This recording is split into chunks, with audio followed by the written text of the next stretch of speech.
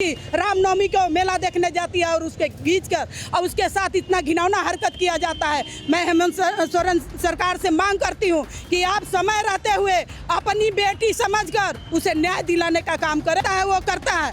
तो जब हमारा झारखंड सरकार ही यहाँ सुरक्षित नहीं रख रहा है सबको, खाली कोयला चोरी, बालू चोरी, लोहा चोरी में लिप्त है, तो उस तरह का सरकार यहाँ पर प्रशासन को क्या आदेश देगा? करोड़ का मकान बन रहा है, वो मकान के लिए बिजी है। उनको देश की जनता से मतलब नहीं है, उनको राज्य की जनता से मतलब नहीं है। अगर उनको मतलब होता तो सारा चुनाव छोड़कर न्याय दिलाते तो शायद 11 सीट जीत जाते। जिस तरह से हजारीबाग के विशुनगढ़ में एक 12 वर्षीय नाबालिग और मासूम बच्ची के साथ जो घटना हुई, उसके बाद पूरा देश आक्रोशित है।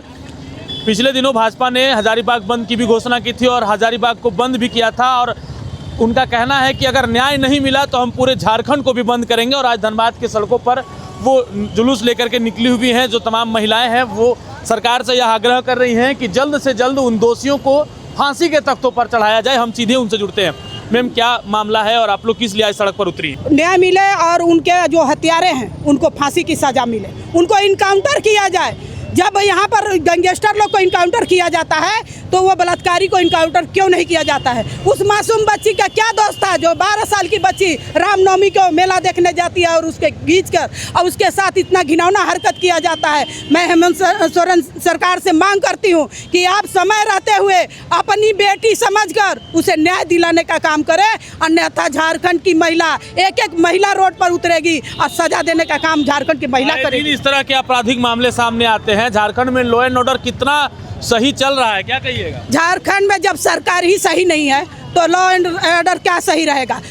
प्रशासन तो सरकार का कठपुतली होता है और प्रशासन को जो आदेश देता है वो करता है। तो जब हमारा झारखंड सरकार ही यहाँ सुरक्षित नहीं रख रहा है सबको, खाली कोयला चोरी, बालू चोरी, लोहा चोरी में लिप्त है, तो उस तरह का सरकार यहाँ पर प्रशासन को क्या आदेश देगा? प्रशासन सरकारी नौकरी करता है, प्रशासन सरकार का नौकर है। प्रशासन को आज अगर हेमंत सोरेन जी कहें कि उस हत्यारा को पकड़िए, उसको फांसी दीजिए, उसको इनकाउंटर कीजिए, तो यहाँ का प्रशासन भी वो करने के लिए तैयार है। तो मैं कहूँगी कि यहाँ की विधि व्यवस्था पूरी तरह से चरमराई हुई है।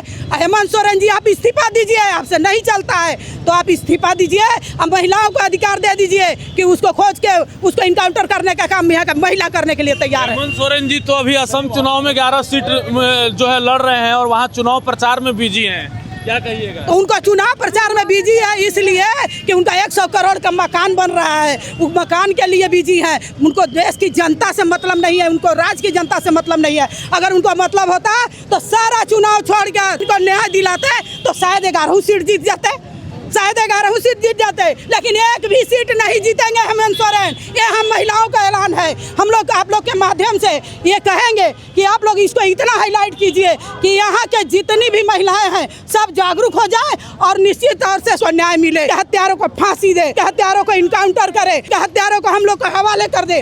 हम लोग बिल्कुल, तो यह आक्रोश जो है जो लोगों में जनव्याप्त है वो होना भी चाहिए, क्योंकि एक मासूम बेटी के साथ जिस तरह से दरिंदगी की घटना सामने आई वो कहीं न कहीं पूरे देश को शर्मसार कर देती है। और हेमंत सरकार को इसमें जल्द से जल्द संज्ञान लेनी चाहिए और उन्होंने संज्ञान ली भी है। और जल्द उनका कहना है, जो हजारीबाग पुलिस प्रशासन है या झारखंड पुलिस है, उनका कहना है कि जल्द से जल्द हम दोषियों के गिरफ्तार तक पहुँचेंगे और उन्हें न्याय उचित सजा जो है वो देने का काम करेंगे। हालांकि झारखंड हाईकोर्ट ने भी इसे स्वतः संज्ञान लेते हुए और जल्द से जल्द कार्रवाई करवाने की बात जो है वो सामने आ रही है। फिलहाल अब देखना है कि यह जो आक्रोश रैलियां जो सड़कों पर निकल रही है उस मासूम बच्ची के समर्थन में, वो कहां तक कारगर साबित होता है और कब तक वो जो फरार दोषी हैं उनको सरकार पकड़ करके सलाखों के पीछे भेजती है या फिर कानूनी कार्रवाई उनके ऊपर करती है। सहयोगी संजय के साथ प्रभात रंजन, मिरर मीडिया, धनबाद।